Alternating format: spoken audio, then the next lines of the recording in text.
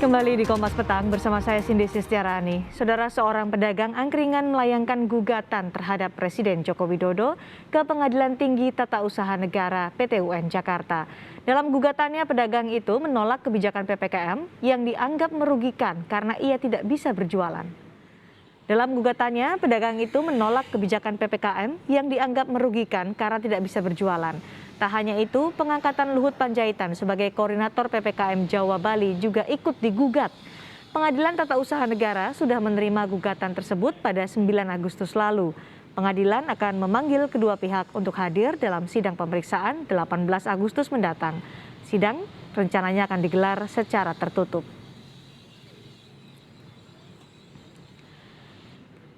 Apa alasan seorang pedagang angkringan menggugat Presiden Joko Widodo dan menggugat pula penunjukan Menko Kemaritiman dan Investasi Luhut Panjaitan sebagai koordinator penanganan PPKM Jawa Bali? Kami akan membahasnya bersama kuasa hukum pedagang angkringan Victor Santoso dan staf khusus Mensesnek bidang komunikasi dan media Valdo Maldini. Selamat sore Pak Victor, Mas Valdo. Selamat sore Mas Aldo. Baik, saya ke Pak Victor dulu karena ada gugatan yang dilayangkan oleh pedagang angkringan dimasukkan ke PT UN terhadap Presiden Joko Widodo. Apa saja kemudian yang menjadi gugatan dari pedagang angkringan itu?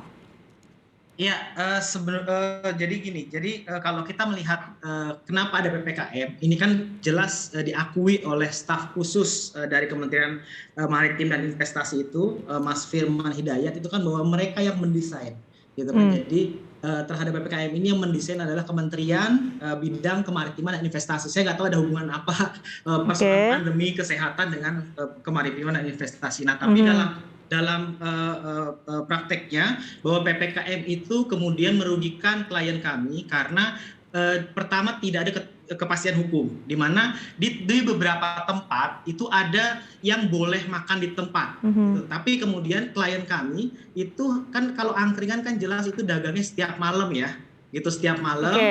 Dan dia juga tempatnya itu numpang di halaman bengkel. Jadi kalau pagi-pagi bengkel itu buka, baru nanti setelah bengkel tutup baru dia jualan di situ. Nah, dalam sebelum masa PPKM dia bisa berjualan, bisa normal lah, artinya bahwa bisa ada yang makan di situ, gitu kan. Lalu kemudian setelah masuk masa PPKM itu akhirnya klien saya itu tidak bisa berjualan karena jam 8 sudah harus tutup, padahal dia baru buka itu jam setengah 7. Jadi tidak mungkin menghabiskan makanan itu sampai jam 8 sudah habis, gitu. Nah, jam 8 ini artinya prinsipnya bahwa klien saya ini akhirnya tidak bisa berdagang. Tapi yang berdagang kan bukan hanya klien Pak Victor aja, kalau pedagang malam itu. Iya, makanya artinya kan kalau dalam gugatan ini kan kerugian yang dialami kan secara individu. Artinya ketika klien kami dalam waktu 1 bulan dari tanggal 3 Juli sampai 9 Agustus kemarin itu sama sekali tidak bisa berdagang karena memang jam dagangnya di malam hari, dengan ada PPKM yang kemudian diturunkan dengan peraturan di setiap daerah, jam aktivitas hanya bisa sampai jam 8, di atas jam 8 semua tidak boleh dia berdagang, gitu kan. Artinya kan klien kami jadi tidak bisa berdagang di situ, gitu. Tidak bisa berdagang. Tapi kemudian kenapa menyinggung Menko Marves Luhut Binsar Panjaitan juga dalam gugatan itu? Iya, jadi kalau kita melihat dalam ketentuan Undang-Undang Kekarantinaan Kesehatan bahwa kedaruratan kesehatan masyarakat itu dilaksanakan oleh pejabat karantina kesehatan. Nah, pejabat karantina kesehatan itu dalam undang-undangnya ditunjuk oleh Menteri Kesehatan, gitu. Jadi kita melihat bahwa desain Undang-Undang Karantina Kesehatan ini adalah bagaimana kemudian menunjuk orang yang berkompeten. Nah, dalam konteks ini kenapa kemudian Presiden malah menunjuk koordinator Kementerian Kemaritiman dan Investasi yang sebenarnya tidak ada hubungannya dengan kedaruratan kesehatan masyarakat. Gitu. Nah, dalam hal ini kemudian akhirnya muncullah kebijakan yang tadi juga diakui oleh dalam beberapa stasiun TV itu staf khusus dari kementerian tersebut mengakui bahwa desain itu mereka yang mendesain. Artinya desain inilah kemudian menimbulkan baik itu melanggar terhadap Undang-Undang Kekarantinaan Kesehatan karena tidak ada jaminan sama sekali yang didapatkan oleh klien kami terkait dengan pemenuhan hak-hak yang diatur dalam undang-undang ketika dia dibatasi hak asasinya. Baik, Pak Victor. Oke, Mas Valdo, jadi apa respons terkait juga dengan gugatan ini ke PT UN?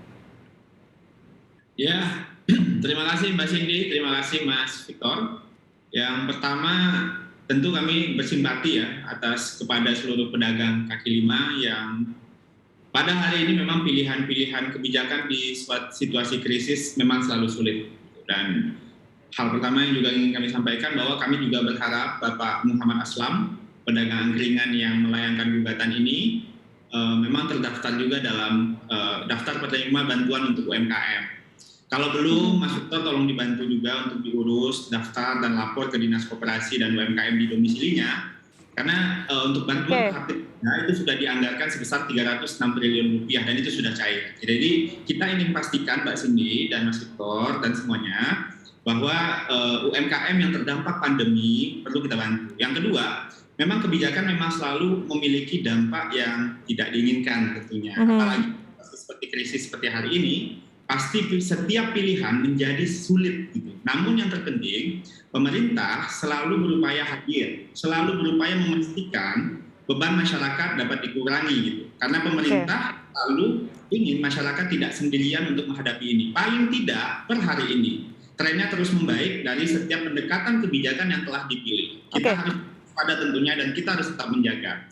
Nah, karantina kesehatan tadi yang sempat disampaikan Mas Victor, memang pasti yang memimpin pasti pejabat itu yang tahu persoalan kesehatan gitu. Tapi kan pandemi ini krisis yang multidimensional, bahwa ini bukan hanya soal kesehatan saja, ekonomi saja, tapi juga pemerintahan gitu. Kita masuk ke tahap pengelolaan krisis dan pandemi di level keorganisasian. Baik. Ya, negara yang sangat luas, berkepulauan, terus juga kita punya pemerintah di tiap daerah berbeda, kapasitasnya, sentralisasi sebagai pilihan kita bernegara, dampak dari undang-undang ekonomi daerah. Oke, Mas Waldo, kami dapat poinnya. Kita hadapi hari ini, Mas Victor. Jadi kami sekali lagi mengapresiasi langkah hukum yang dipilih oleh warga negara, apalagi dalam situasi seperti ini. Oke, Mas Waldo. Saya akan ke Mas Victor. Kan tadi Mas Waldo sudah menyebut apakah sudah menerima daftar bantuan pemerintah kepada UMKM, karena ini menjadi alasan Mas Waldo ketika merespon gugatan ini. Mas Victor, sudahkah menerima bantuan itu?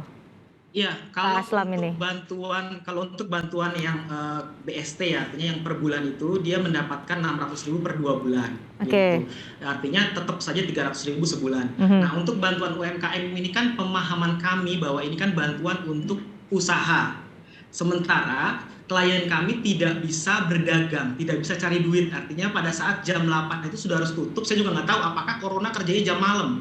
Saya juga nggak tahu apakah corona itu kerjanya hanya jam 8 malam sampai malam sehingga jam 8 malam dibatasi, tapi siang banyak sekali saya lihat di beberapa tempat itu buka, bahkan makan di tempat gitu ya, dalam masa PPKM. Nah, dalam hal ini apakah kemudian kebijakan untuk memberikan bantuan UMKM itu bisa mengcover kebutuhan sehari-hari klien saya? Karena dalam 1 bulan itu dia harus memenuhi kebutuhan dasar itu lebih dari uang yang diberikan, dan dia tidak boleh dagang sama sekali. Artinya kalau uang itu kemudian dia dapat lalu dia gunakan untuk usaha sementara dia tidak bisa berdagang, lalu untuk apa uang itu? Kan begitu. Paling digunakan untuk beli kebutuhan dasar yang itu tentunya tidak akan cukup untuk mengcover dalam waktu 1 bulan. Bahkan klien saya sampai menjual motor, Mas Waldo, sampai menjual motor untuk memenuhi kebutuhannya karena dia sempat menanya sama petugas yang membubarkan. Dia sempat sekali nekat untuk buka, tapi langsung didatangi dan disuruh bubar karena sudah lewat jam 8 gitu. Nah, dia sempat nanya, lalu saya mau makan apa? Tanggung jawab Bapak bagaimana? Petugas menanyakan, saya juga hanya menjalankan tugas, kan begitu. Nah, jadi disinilah kemudian menjadi persoalan. Baik, jadi bantuan kepada pelaku UMKM dianggap tidak mencukupi kebutuhannya. Bagaimana respon dari pemerintah? Kami akan bahas lepas jeda. Tetap bersama kami di Kompas Petang.